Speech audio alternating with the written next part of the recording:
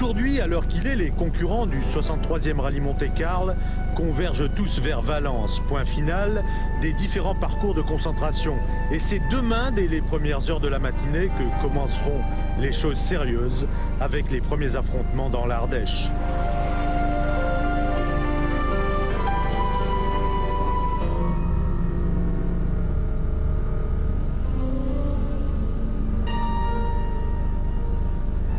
L'Ardèche, au lieu du rallye, l'Ardèche prise dans les glaces, l'Ardèche qui montre son plus mauvais visage lorsque les équipes de pointe s'y sont retrouvées pour des reconnaissances inhumaines. Nous sommes dans Burzet, la troisième épreuve spéciale du rallye. Il fait un froid sibérien.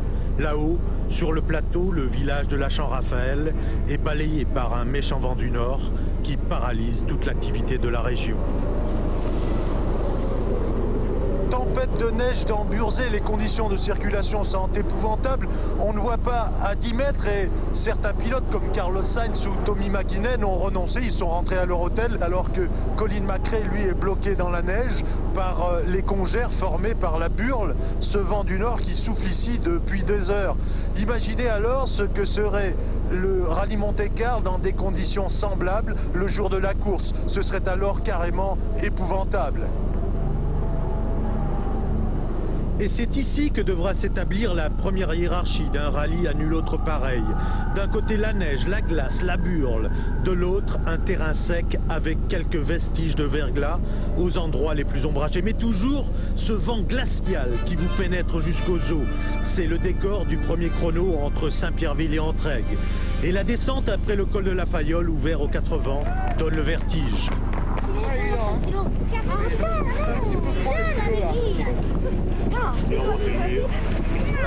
Est-ce que vous avez fait la Toyota? J'ai la Toyota de nouveau modèle. Toyota nouveau modèle. C'est à ce moment-là qu'il faudra jouer fin dans le choix des pneumatiques, car la nouvelle réglementation impose 45 km au minimum et 60 au maximum entre deux assistances, donc entre deux changements de pneus. Faudra-t-il jouer la prudence ou bien l'audace? Privilégier le sec par rapport à la neige, car souvent, il sera impératif d'enchaîner deux spéciales avec le même type de pneus, et là, gare aux surprises. Nous avons travaillé,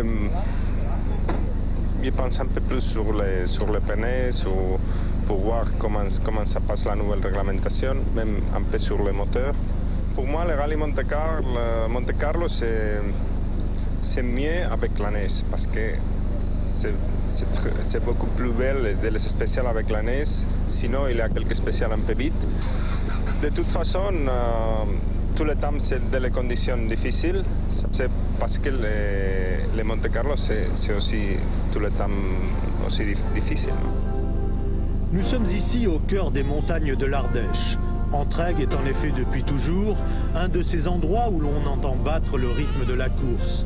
Et la remise fait partie de ces rendez-vous incontournables où l'on retrouve les traces de tous ceux qui ont écrit la fabuleuse histoire du rallye.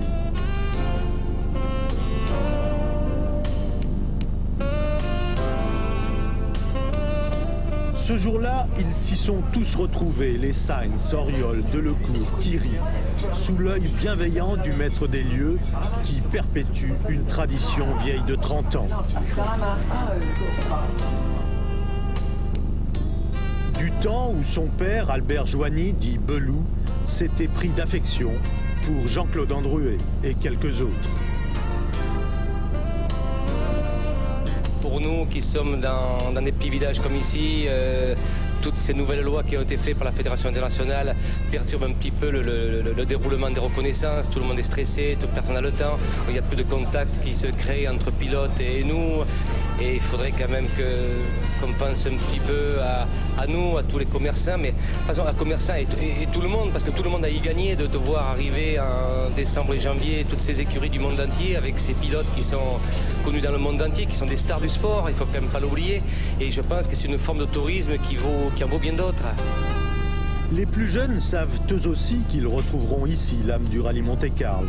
Ainsi, Priscille de Bellois, pilote et mannequin, première femme à avoir remporté en France une formule de promotion, vient s'y imprégner d'une atmosphère pourtant très éloignée des défilés de haute couture. Même si Louis Ferraud a imaginé pour elle une combinaison et un casque qui porte sa griffe. Je dis toujours que ma passion c'était le sport automobile et que mon plaisir était la mode puisque je prenais plus de temps à pratiquer le sport automobile. Et aujourd'hui justement la chance que j'ai avec cette combinaison c'est de pouvoir d'un coup marier les deux et finalement conserver le côté Louis Ferraud avec moi tout en étant un sport automobile qui reste très masculin. Donc ça montre que justement on peut rester féminine, ça continue à rester ce que je pensais avant, on peut rester féminine dans le sport automobile.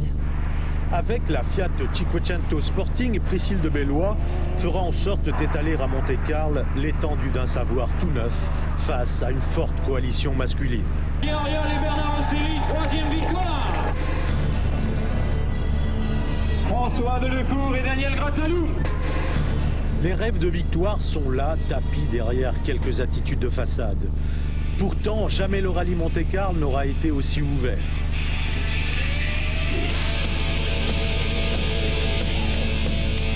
Les 4 écuries de pointe ont toutes des raisons objectives de viser la victoire. Et pas moins de 10 pilotes ont les moyens de s'imposer à Monaco. Comme les différents aménagements apportés par une nouvelle réglementation dont on n'est pas du tout persuadé de la volonté bénéfique, affectent toutes les voitures de pointe, on peut considérer que la nouvelle donne nuira aux intérêts véritables du spectacle et de la compétition. Comment envisager autrement la disparition des pneus slick et la diminution de la puissance par la réduction de la bride à l'admission? En ce qui concerne la fameuse bride, je crois que tout le monde se plaint, ça c'est évident, on a tous perdu de la puissance. Alors dire qui a perdu le plus, je sais pas, toujours est-il que c'est évident que nous on a perdu une 60aine de chevaux. Maintenant qu'est-ce que ça veut dire des chevaux? C'est surtout de la puissance en haut qu'on a perdu. On sait qu'on perd beaucoup de puissance. Combien? Oh, je pense qu'on perd au moins 20% par rapport à l'année dernière, donc environ, je sais pas, 60, 70 chevaux. En fait, tout ce chambardement devrait être profitable aux Renault Clio de la génération Kit Car, qui compense leur handicap de puissance, chiffré désormais à moins de 100 chevaux, par un poids extrêmement compétitif. Un rapport poids-puissance avantageux, plus la possibilité pour l'équipage de ces deux roues motrices d'emporter 2 pneus de secours pour effectuer lui-même le changement entre 2 spéciales sans assistance, procure aux 2 Clio Maxi de Ragnotti et de Bugalski la possibilité de brouiller les cartes dans des conditions particulièrement difficiles et changeantes. Pourtant, personne ne peut imaginer aujourd'hui que la victoire puisse échapper à l'un des 3 plus récents vainqueurs du Monte-Carlo. Sainz, Oriol ou Delecourt. Organisation gérée sur le terrain par l'équipe RAS. Dans le contexte actuel, ce serait plutôt un atout. François Delecourt aura à cœur de rééditer son succès de l'année dernière, mais avec une nouvelle coéquipière, Catherine François. C'est évident qu'aujourd'hui, Catherine a peut-être pas encore l'expérience du niveau mondial. Peu importe, je crois qu'elle m'apportera tellement à côté de ça sur le plan, je vous dis, à Milché sur le plan relationnel, que ça gommera certains petits défauts de jeunesse. On parlait de nouveautés tout à l'heure. Qu'est-ce qu'il y a de nouveau sur la voiture elle-même? Sur la voiture, il y a pas mal de choses nouvelles en fait. Ce qui est bizarre, c'est que Ford a attendu maintenant 4 ans et d'annoncer un petit peu l'arrêt en compétition il y a 5 mois. En fait, de ne pas arrêter du tout et d'être toujours présent cette année en 95 pour, je dirais, se remuer et faire pas mal de travail sur la voiture, notamment ici pour ce Monte-Carlo 95, une nouvelle géométrie, l'antipatinage, enfin pas mal de techniques nouvelles qui vont enfin apparaître sur la voiture, des choses qu'on attendait depuis pas mal de temps. Une escorte Cosworth à l'équilibre quasiment parfait, un pilote de pointe toujours très motivé et qui n'a pas pour habitude d'avoir la langue dans sa poche, plus un second pilote, Bruno Thierry, qui a d'ores et déjà montré un énorme potentiel, notamment sur l'asphalte. Il n'en faut pas plus pour que l'équipe Ford montre les crocs et fasse preuve d'un appétit qui fait plaisir à voir.